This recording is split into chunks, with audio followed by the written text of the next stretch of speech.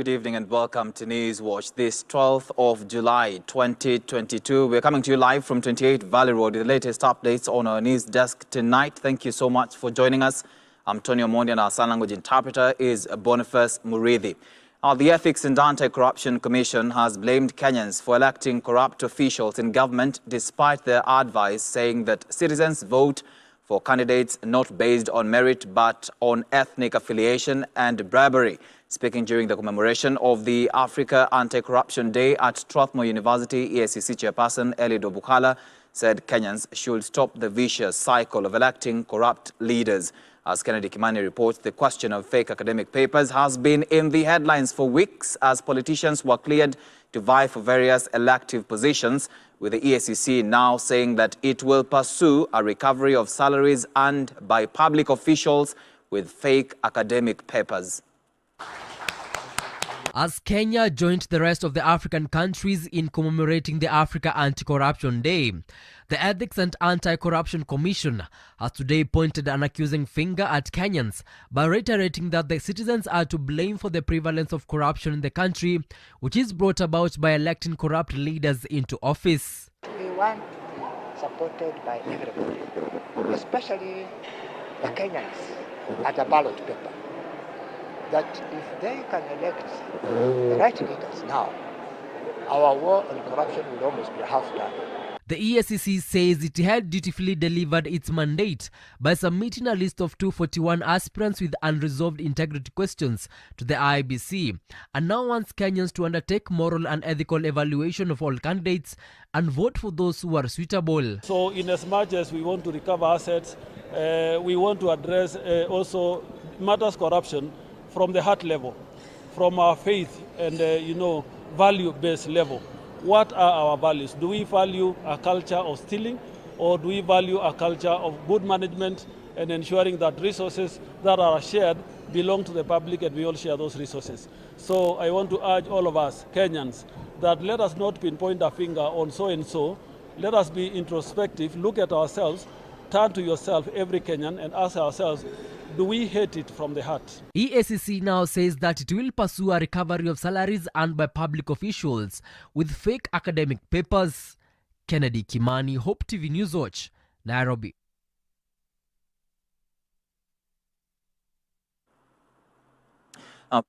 Kenyatta has called on the electorate to rally behind the Azimio la Umoja One Kenya flag bearer Raila Odinga and his deputy Martha Karua in the upcoming election. Speaking while on a tour to commission health facilities in Nairobi's informal settlements, Uhuru criticized the Kenya Kwanza alliance that is led by his deputy William Ruto for what he said was making him subject of his political campaigns. President Kenyatta at the same time reiterated that he will remain in office until the August general election is held and a suitable replacement takes the reins at State House despite repeated attacks by a section of Kenya Kwanza politicians. Speaking in Kasarani, Nairobi County on Tuesday, when he officially commissioned Mwiki Level 3 Hospital, President Kenyatta said that even after finishing his term, he will still remain around and will take part in national issues. Speaking in Ruai, Embakasi East, President Uhuru, who for weeks had steered clear of politics, campaigned for Odinga and Karua, saying the duo are the best bet to lead the country. Kwani wanafikiria nimalize niende wapi? Si nitakuwa hapa tu. Na mimi nitafanya kazi yangu mpaka dakika ya mwisho. Ama ni namna gani? Bado kuna hospitali za kufunguliwa. Bado kuna barabara za kujengwa. Bado kuna kazi nyingi za serikali ambazo zinatakikana kufanywa. Na mimi nitazifanya mpaka nipatie shughuli hiyo mwingine, na nawaomba nyinyi kwa heshima ya yule ambaye nitapatia aendelee naye, iwe si mwingine isipokuwa Raila Amolo. Still in politics, just 3.5 weeks to the general election, and President Uhuru Kenyatta is back on the campaign trail. As the president campaigns for the Azimio la Umoja Brigade, President Uhuru and former Nairobi Governor Mike Sonko reunited after about 2 years of antagonism. The duo have shared a platform for the first time after the hullabaloo surrounding the impeachment of Sonko as Nairobi governor. In the Tuesday rallies across the city, Sonko showered praises to the head of state and lauded him for commissioning different projects in the county. Ningependa kushukuru Mheshimiwa Rais wetu Uhuru Muigai Kenyatta. Kwa ile muda kidogo nimekuwa nje, nimeona rais amechapa kazi. Huyu ni rais anajali maslahi ya wana Nairobi na Wakenya kwa jumla. Tumetoka kule Mwiki, tumeona mathiata, maward na kila kitu imefanyika. Na mimi ningependa kusema hivi wananchi. Si mnaona tuko wakati wa baridi. Na usi ni mwezi wa 7. Mimi najua baada ya miezi ingine 9 wale watoto wamezaliwa leo watakuwa mara 10. Kwa hivyo Mheshimiwa Rais, tunaomba upange kuongeza vitanda na upanue ward hapa. Ile kazi umefanya ni kazi nzuri sana. Yale mengine ningependa kusema, kwa hii kazi rais amefanya iweze kuendelea, lazima muupatie rais na watu wake. The Azimio la Umoja presidential candidate Raila Odinga and his running mate Martha Karua have begun their coastal region tour in Taita Taveta County. The Azimio brigade called on the electorate to elect Raila Odinga and Martha Karua in August elections, saying the duo will revolutionize the economy. On her part, Odinga's running mate Martha Karua called on their voters to vote in people based on their track record and not on their promises. Odinga's visit to the region comes after DP Ruto extensively toured the region to popularize his bid. Sisi tumesema kila mara kwa mara tuko na sababu. Pili, tuko na nia. Na tatu, tumesema Wakenya wana uwezo ya kuleta mabadiliko ambayo wanataka. Msivyo? Msivyo? Tumehangaika mara mingi zaidi. Lakini mara hii tumepata ile formula ya kumaliza hii maneno. Ili tushike hatamu ya utawala, tuweze kuleta yale mabadiliko ambayo tumekuwa tukaahidia nyinyi kila mara kwa mara. Ndio sababu mimi nimerudi hapa tena siku ya leo. Sawa. Historia yake inaonyesha ako na nia na ako na uwezo wa kufanya ile kazi anauliza.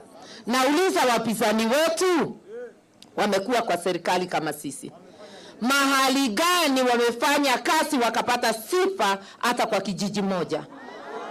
Kama ukipata nafasi hakuna matunda tunakula, unauliza nafasi uende ukafanya nini? Mimi nawauliza, jiulize tena.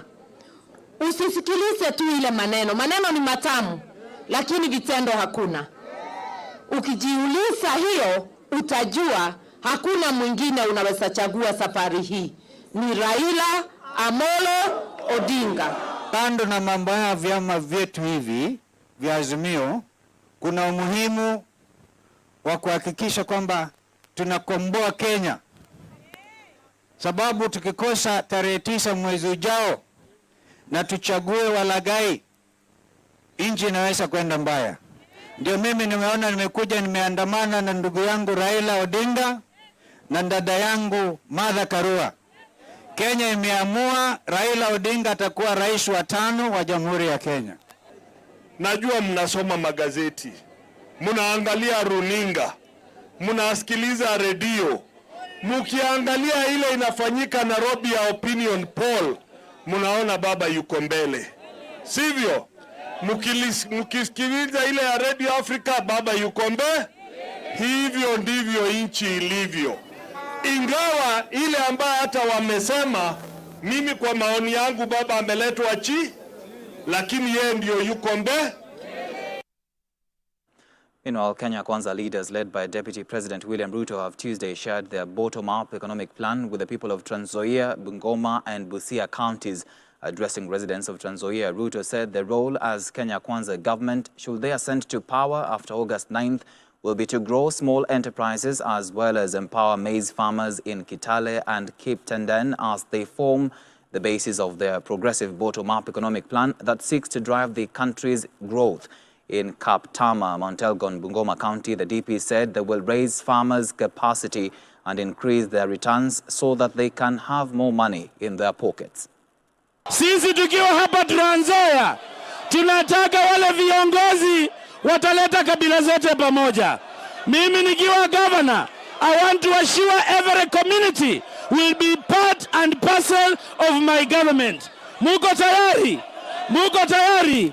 Ukichukua baba uweke hapa, uweke Ruto uweke hapa, nani atakuwa analala usingizi baada ya dakika 10?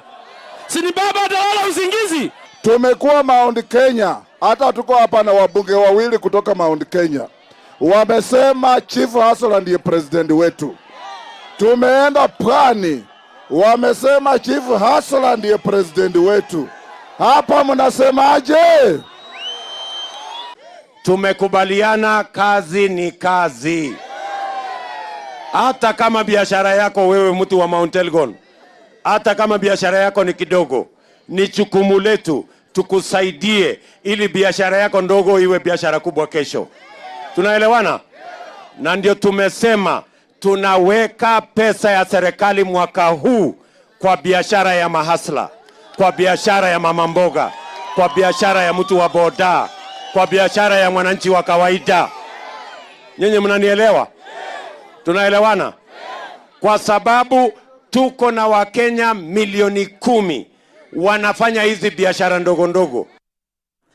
The Independent Electoral and Boundaries Commission (IEBC) has cleared Kiambu County United Democratic Alliance UDA senatorial aspirant Karungo Thangwa for the August 9th election. Karungo, whose name was missing in the IEBC's Kenya Gazette notice issued on Sunday, was presented with a nomination certificate by Kiambu County Returning Officer Arnold Mutwiri at the Commission's Thika office. This followed an order issued by the Kiambu High Court compelling IEBC Chairman Afula Chebukati to have the candidate's name in the list of nominees. Karungo, accompanied by UDA's Thika Town constituency candidate Alice Nganga, termed the move a victory for democracy.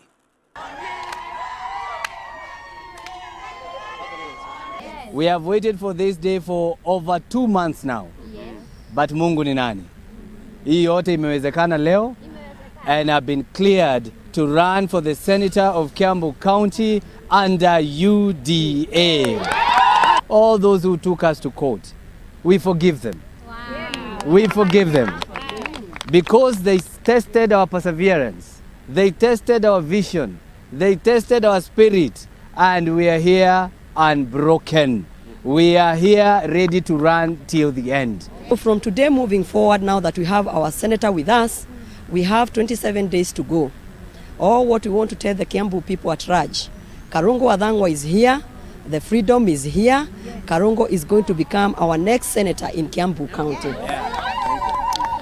We thank IEBC for clearing Karungo Thangwa today. We thank God for the great victory. That's the far we have come. We have seen our Heavenly Father doing good things to Karungo Thangwa. And Siaya Senator James Orengo has castigated Deputy President William Ruto, saying he has rocked the Jubilee government from within, compromising its performance over the years it has been in power. Speaking in Siaya County during the official opening of a multi-million shilling tuition and administration block for Karapul Primary School, Orengo accused Ruto of undermining President Uhuru Kenyatta and the Jubilee government. He has at the same time campaigned for Raila Odinga and Martha Karua, saying the two bear the solutions to the issues facing the country. You know, the Uhuru government could have done better, and it is trying to make up for lost time. Part of the problem of the Jubilee government was it was a dysfunctional government. It is a government which had opposition from within. We had a fifth column within Jubilee, where the Deputy President of the Republic of Kenya did not comply with the constitutional duty and mandate to be the principal assistant of the President of the Republic of Kenya. Where opposition and Ruto's manners are not manners of an opposition leader, is a manner of a political terrorist who undermines the government in which he serves. That is a terrorist. That is a political terrorist who is undermining the government from within. From within. And Raila Amolo Odinga has come in his historic duty and constitutional duty of making Kenya a just and democratic nation to give President Uhuru Kenyatta support in order that the government of President Uhuru can deliver. Now I know that in the leadership and government of Raila Amolo Odinga, we are going to have a deputy president, Martha Karua, who understands what the law says, what the constitution says. She cannot be the boss of Raila Amolo Odinga. Raila Odinga is going to be the commander-in-chief, both at the political level and in terms of the defense forces. Away from politics now, the Independent Electoral and Boundaries Commission (IEBC) has on Tuesday flagged off 14 caravan trucks to traverse the country in order to sensitize the public on election and promote voter education ahead of the general election. The caravan, which was flagged off by the Commission's chairman Wafula Chebukati, will engage voters and answer any queries within the 4 cities, which include Nairobi, Kisumu, Nakuru and Mombasa, and several towns along 13 regional roads across the country. Each caravan will have IEBC staff led by the county election managers and all other stakeholders. Grace Wangoi has the details. Top on the agenda for Day 2 of the National Election Conference was discussing the transmission of results on August 9th. The Commission's ICT Committee Chairman, Commissioner Justice Nyang'aya, noted that IEBC is using technology in voter identification and result transmission.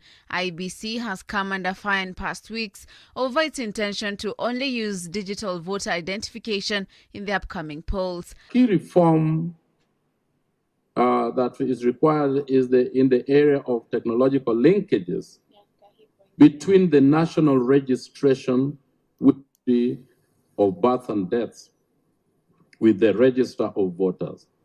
Synchronizing these multiple databases held by the various agencies will facilitate a more effective regular review and update of the voters' roll. Guaranteeing us there's going to be 3G and 4G network throughout the election period, the election time. That is during the polling and also after the polling. The idea is to ensure that we are able to transmit the results as expected. I just want to appeal to all of you who are in this room, who are registered voters. Please turn out on the 9th of August and exercise your democratic right. The voters out there, let's all exercise our rights and vote for candidates of our choice. Have no fear. The Commission has prepared for you, and we are very confident that Kenyans will get a free, fair, and credible election come the 9th of August. The Commission has so far managed to secure 55,000 KIMS kits, out of which 14,100 are new. There are 46,243 polling stations, and there will be 6 supplementary KIMS kits provided as backup and a power backup for every kit. IEBC Chairman Wafula Chebukati flagged off 14 caravan trucks to traverse the country in order to sensitize the public with voter education messages in the run-up to the general election. The caravan will engage the voters and answer any queries within the 4 cities of Nairobi, Kisumu, Nakuru and Mombasa, and several towns along 13 regional roads across the country. On his part, Inspector General of Police Hilary Mutyambai pledged his support for the Commission, noting that the police had started showing their support by escorting the voting materials and ballot papers to different stations. I have already identified enough officers to run the elections or the polling stations. They are ready. We have enough. We have even extra officers as a backup teams. In the event the areas requires security attentions, we are ready. Mine is to assure Kenyans that National Police Service is ready, fully prepared to support IEBC and to see the election through peacefully. With election preparations in full swing, all Kenyans can hope for is that the Commission will be able to wrap up all preparations, and especially those that relate to the pathway and the protocols in results transmission, to ensure data protection and privacy for free and credible elections. Grace Wangoi for Hope TV Newswatch. Well, that report takes us to our first break on Newswatch here on Hope TV. We'll be back shortly with more. Keep it Newswatch. Top on the agenda.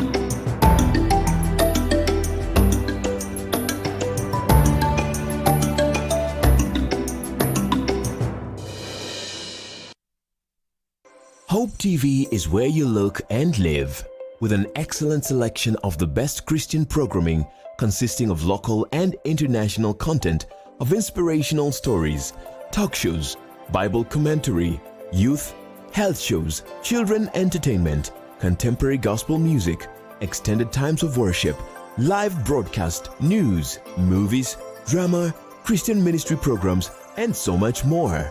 Hope TV is another quality service from Christ is the Answer Ministries, with over 45% of authentic and credible local content every week.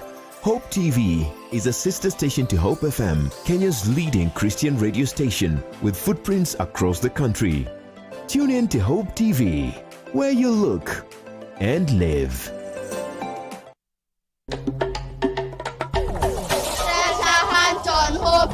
Starting this week, we bring you great content for boys and girls in this new season of Treasure Hunt. Kisa cha Simba Shambani. Treasure Hunt, Saturdays at 9 a.m. only on Hope TV.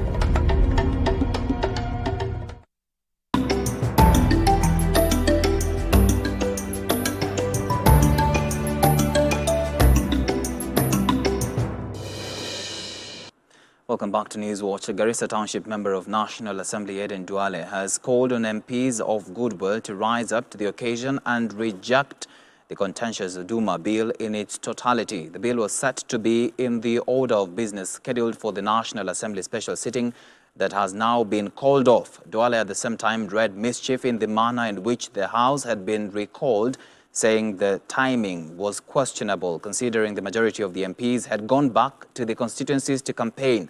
According to the former majority leader in the House, the bill is discriminative. Deputy President William Ruto's troops have opposed key sections of the proposed law that anchors the government's National Integrated Identity Management System, NIMS, flagship project. Debate on the Uduma bill was not concluded in the last sitting of the National Assembly after Kenya Kwanza and human rights lobbyists flagged grey areas. It is discriminative. It violates certain sections of the law. And we are telling President Kenyatta, on your sunset days, 28 days to your exit from power, you cannot sneak in. Your government cannot sneak in a bill that is going to discriminate the Somali and the Muslim community in our country. We will not allow you. We will not allow you, Mr. President. Wewe huwezi kutumia sheria ya Kenya to profile certain communities and certain religions. You have 28 days, go home, leave Kenya in peace. Kwa sababu mimi sijawahi kuona hakuna wabunge wote wako campaign.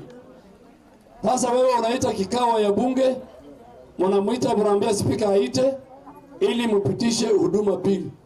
We will oppose Huduma bill. I will be in the House on Wednesday inshallah, and we will not allow you to profile our community and our religion. Leaders from Kakamega County and a local NGO have questioned the reproductive health bill, which is intended to become law in the country, for failing to take into account some of the elements they proposed to be amended. According to the leaders, some gaps have been identified in the bill, especially on teenage sexuality. Dole Murigi has this report.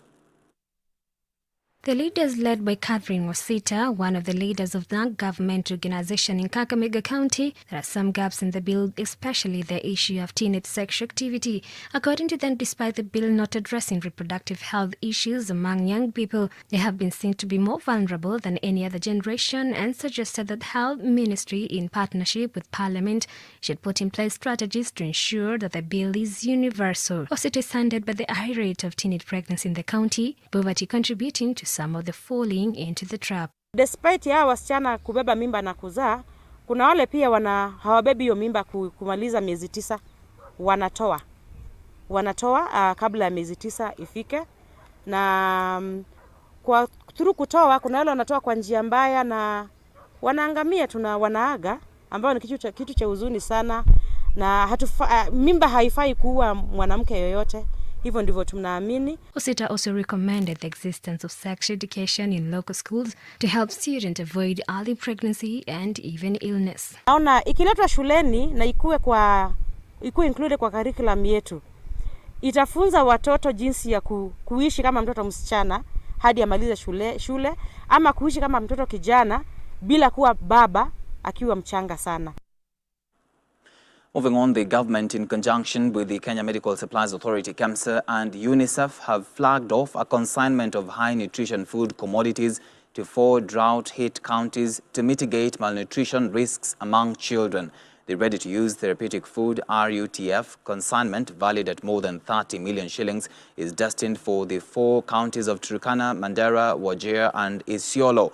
The consignment is part of the KEMSA UNICEF Integrated Supplies Program, funded by UNICEF and managed by the authority to provide nutritious food commodities in 25 counties to curb malnutrition-related child mortality. Speaking at the event, KEMSA CEO Terry Ramadhani said the provision of the life-saving therapeutic foods sourced from local manufacturers had helped reverse stunted growth and development due to a chronic lack of essential nutrients in the diets of thousands of children in these ESOL areas. Since 2015, we have distributed commodities worth 2 billion to over 2,200 health facilities in the 25 ASAL counties and helped to ensure that we fight the malnutrition challenge. Providing these foods has reversed stunted growth and development due to chronic lack of essential nutrients in diets of thousands of children in these areas. As part of our mandate, we have also ensured optimal and accountable stock at the health facilities and at KEMSA national and regional warehouses based on consumption, trying to avert stockouts, overstocking, understocking, and other forms of wastage. Through a sector-wide approach, the efforts of government have been complemented by development partners with tremendous support from partners such as UNICEF and the World Food Programme. This multi-agency response mechanism has enabled food and nutritional support to reach most affected counties in good time.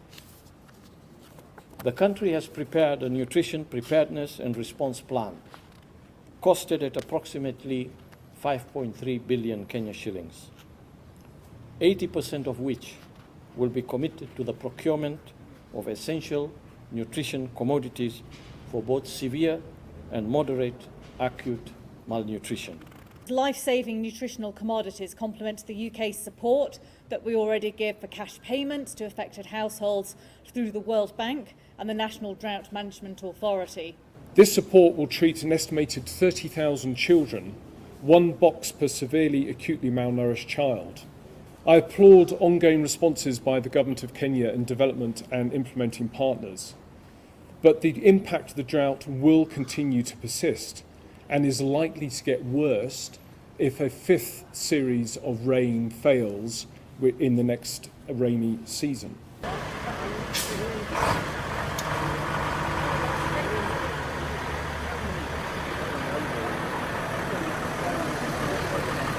Meanwhile, Health Cabinet Secretary Mutahi Kagwe has directed county governments to adopt a check-off system to offset the Kenya Medical Supplies Agency KEMSA debts. The CS says this will help address cases of drug shortage and other medical supplies at public health facilities in the country. Kagwe, who spoke at the Nyahururu County Referral Hospital in Laikipia County during an inspection tour of the hospital, said devolved units should adopt the same system being used by the national government to settle conditional grants. He also asked the county government, the Senate and the Controller of Budget to come up with a workable plan to ensure there is never a shortage of essential medicines in county hospitals. So as a national government, we will continue to support and ensure that county governments are able to run their programs effectively. I think the other thing to remember is that health is a devolved function, and therefore we must work very closely with the county government in ensuring that health is properly taken care of within the county government administrations. And we have asked for 2 things from the county governments in order for us to be able to work effectively and efficiently. The first thing we have asked is that money that is collected by hospitals, whether directly or indirectly, money that is sent to hospitals by the NHIF, should ideally be kept in the hospitals, not to be given to the administration and then taken for roads. Money for health is for health. So let's make sure that the chief executive of this hospital gets all the money, the board of this hospital gets all the money that has come from NHIF and that has come from the normal collections in hospitals. That is number one.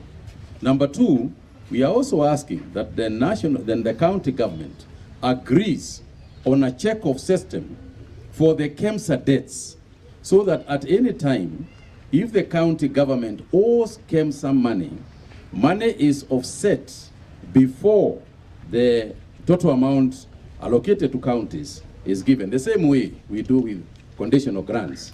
That will ensure that at no time will there be a shortage of medicines in the county governments and in the county hospitals. To some church news now, the Free Pentecostal Fellowship of Kenya, FPFK, in Oyugis, has thanked the Christ is the Answer Ministries Sitam Valley Road for the partnership in mission work that saw the development and renovation of the ministry's key structures, including the Children's Hall. The leadership in a statement said in the one-week mission, the church saw the renovation of Sunday school classroom, installation of a water pump in a borehole, and installation of water storage tank, one-on-one evangelism, crusades, and hospital visits. At the same time, 533 adults were reached, where 107 gave their lives to the Lord. 214 children were also reached, while 22 Sunday school teachers were trained. The Sitam Valley Road ex-candidates mission experience came to a close on Sunday, where the youth pastor Benson Bendo expressed gratitude to God for the achievement.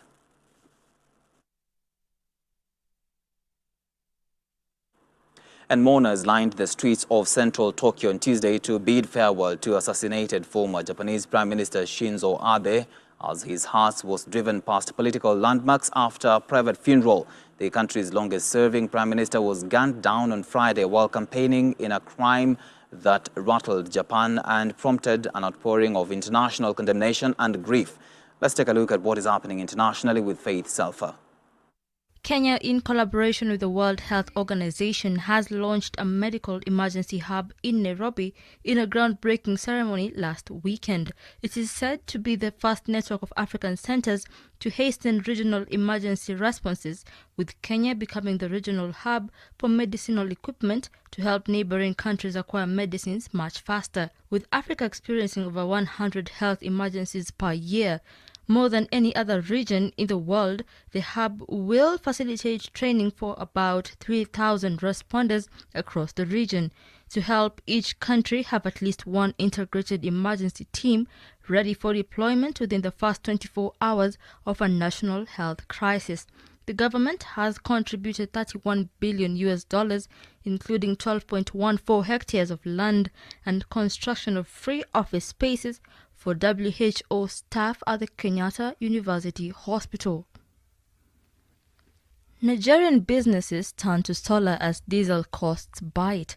Solar companies have noticed a surge in the demand for solar mini-grids and equipment as businesses in Africa's biggest oil producer look for alternative power sources after the cost of diesel rose locally due to the rising global oil prices. Nigerians have become heavily reliant on diesel-powered generators due to the national grid's low electricity output. The prices of diesel have nearly tripled amid Russia's invasion of Ukraine. Renaissance Energy CEO Prince Ojebulu said the costs of energy have eaten into company margins, forcing businesses to actively consider solar, a cleaner form of energy, which has seen an increase in approved solar mini-grids. Sri Lanka's embattled President Gotabaya got stuck in his own country after a humiliating standoff with the airport staff, blocking his exit to safety abroad. Officials say the 73-year-old leader, who fled his official residence in Colombo, wanted to travel to Dubai to avoid the possibility of being detained.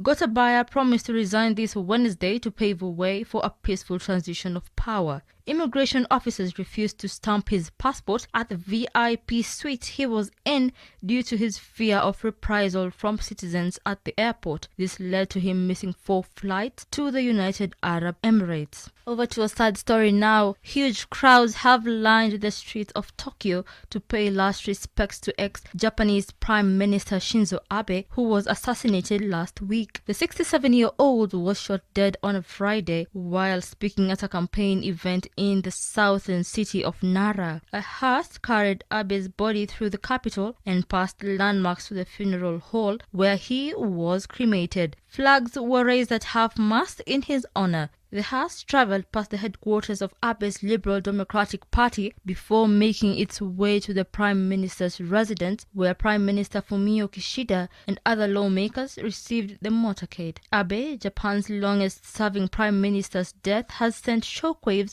through a nation where incidences of gun violence are extremely rare. Police said the gunman, arrested at the scene and identified by police as 41-year-old Tetsuya Yamagami, targeted Abe due to grievances he had with the religious group that he believed Abe was part of. But they are still investigating what the gunman's motives were and whether he acted alone. For Hope TV's Newswatch, I'm Faith Salfa.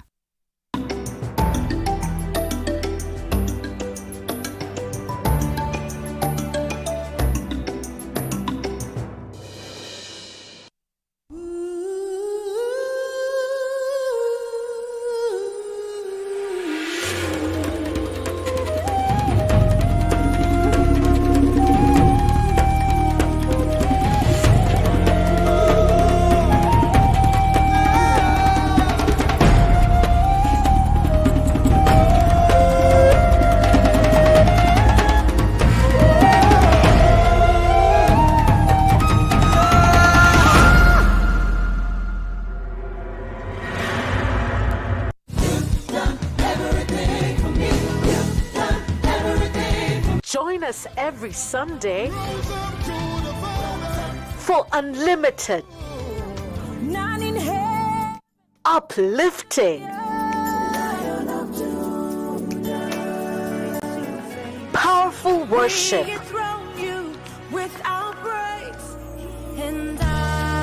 only on Extended Worship.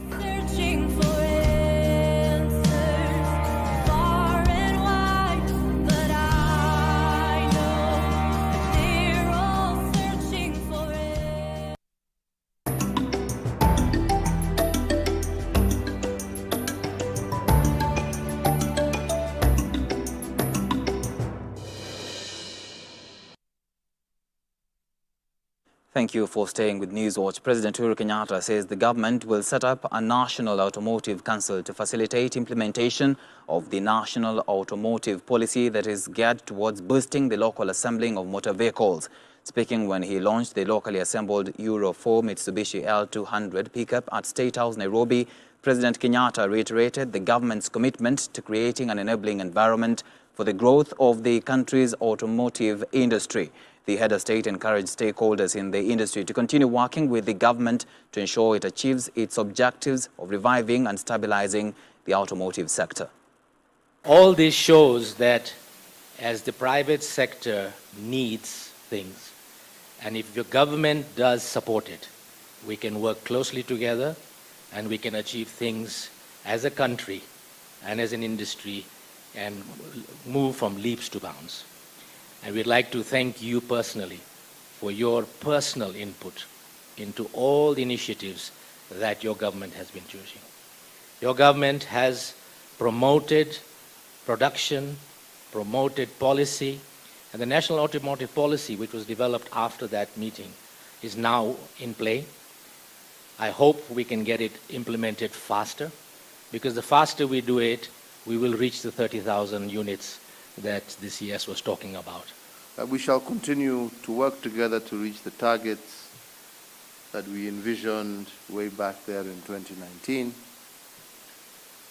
and our determination to ensure that future governments also continue with the same policy, because this is not only good for increasing the manufacturing capacity of the country, but also good in terms of skills transfer, in terms of creating jobs for our people, in terms of creating new opportunities, as Mr. Popat has said, in terms of local content and how we can get various local content providers who used to be quite big, and unfortunately because of the collapse of the motor vehicle industry, they also collapsed.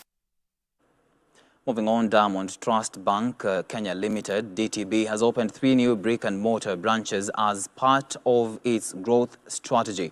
The 3 new branches located at Imara Daima, Kamakis and Kahawa Sukari have pushed DTB's physical branch network in Kenya to 64. Speaking during the opening of the new branches, DTB Kenya chairperson Linus Gitahi described the move as part of the bank's plan to deepen its market presence in fast-growing regions. On our part, DTB Group CEO Nasim Devji said the bank's move to continue expanding its branch network is a testament of the lender's confidence in the Kenyan economy. The lender is set to open 17 more branches in Kenya before the end of 2022, signaling a sizable expansion in its branch network. As much as we have also started or launched our digital transformation journey, we regard branch expansion as equally important platform. The reason for that is branches allow us to take our services, our products to the people we want to serve, people we want them to be our customers. So we want to make sure that we have the footprints in DTB. Branch is no longer a place where you just come to withdraw money. Branch is a consultation unit, is a place where we interact with customers, even the ones who want to go digital, even the ones who are pushing to go digital. The branch offers a platform where we have that conversation and drive our relationship. If you look at the design of this branch, it is not so much about people queuing. It's actually so much about people sitting in a sofa, sitting in an office, having the conversations, because we are very clear that the future is not the branch, the future is digital.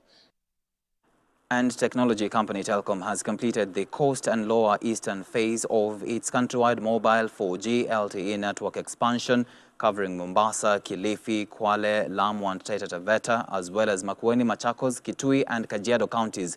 This network expansion in the area is a key milestone within the nationwide network rollout plan that Telkom, together with its partners, announced in November last year to add an additional 2,000 4G sites onto Telkom's mobile 4G LTE network by 2023. This nationwide rollout that is set to cost $100 million is part of Telkom's long-term network expansion strategy that addresses digital transformation as well as lay the groundwork towards the company's long-term goals. Over the next 2 years, to the end of 2023, we want to put up 2,000 new 4G sites. And so beginning with the coastal sites, 224 sites, 4G sites in the coast, this sort of launches that initiative. And we're happy and proud that we have 224 new 4G sites in the coast and lower eastern that people can enjoy. We're trying to build this into a technology partner of choice. And this is just one of the components, expanding and upgrading our network so that it's fully data ready as a precursor to 5G, the 5G network that will be coming up in the next few years. Of course, the other components include our landline, our fiber optic network and our subsea business. But in this particular case, this is a core of our business. And it goes hand in hand, frankly speaking, with our consumer mobile business and our T-Cash business.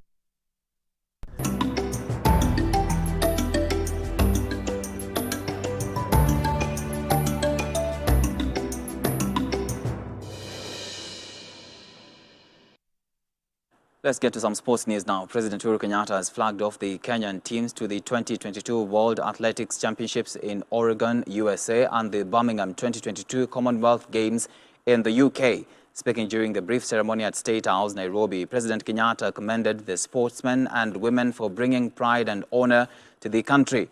The head of state urged the teams to continue raising the country's profile high by shining at global events, expressing satisfaction that the athletes were adequately prepared for the championships. Kenya is sending a contingent of 46 athletes to the 2022 World Athletics Championships in Oregon, while 157 athletes will represent the country at the Birmingham 2022 Commonwealth Games. We have done quite well, and I think it's because of the honor that you always bestow on us, flagging off the teams and advising them and talking to them before they leave. Your Excellency, we have two teams that are going to the World Athletics Championships in Oregon, the US, and we have a team that's also going to Birmingham for the Commonwealth Games. 46 athletes are going to World Athletics in Oregon, and 127 are going to the Commonwealth Games. There is no question in my mind, there is no question in the mind of almost 50 million of your colleagues that athletics has brought this nation pride. And by bringing us pride, it has brought us pride through you, because it is you who represent us out there. It is you who are the face of this great republic when you're out there. And we are truly grateful for the efforts that you put into what you do, because we know that to be able to have made it, to go to the World Championships in Oregon, Commonwealth Games, hiyo sio kitu rahisi. It's been a lot of work, a lot of training, a lot of effort on your part, on the part of your coaches, on the part of your technical teams, on the part of the ministry, on the part of Athletics Kenya, on the part of the National Olympic Committee, and all who have been involved. Lynette Zawadi and John Mbagi have been crowned the junior winners of the 11th leg of the Safaricom Golf Tour held at the Par 73 Nakuru Golf Club. 6-year-old Lynette from Nyali Golf Club produced a splendid 37 gross to lead her group and claimed the overall best girl title, with Nakuru-based junior John Mbagi emerging the best boy after posting a gross of 84 points. The tournament witnessed the largest turnout for the junior part of the tour, with 159 participants, including 5 golfers with hearing impairment from Gala School of Deaf in Nakuru. Another 62 juniors showed up for the golf clinic, which was part of the day's activities. It feels nice to be overall champion, but it doesn't feel as good because I didn't play to my best, my potential. I was a hacker out there, but I guess I was the best hacker out of all of them. Well, you know, with a 6'5" tee off, it was tough. It was cold, so I started off the first, and on the 9th green I was last, but on the 18th green I was first. So I guess my back nine was clutch, solid putting, good driving, hitting fairways. Yeah, I started golf I started some time back. Then I quit, but then I came back during COVID, and there was not really motivation. It's just all I could do. Then I saw that I could improve my game, and I wanted to be the best out there. Erik ten Hag got off to the dream start at Manchester United as he watched his side hit Liverpool 4-0 in Bangkok, Thailand. United opened the scoring in the 12th minute through Jadon Sancho before 2 quick-fire goals from Fred and Marshall made it 3-0 by half-time.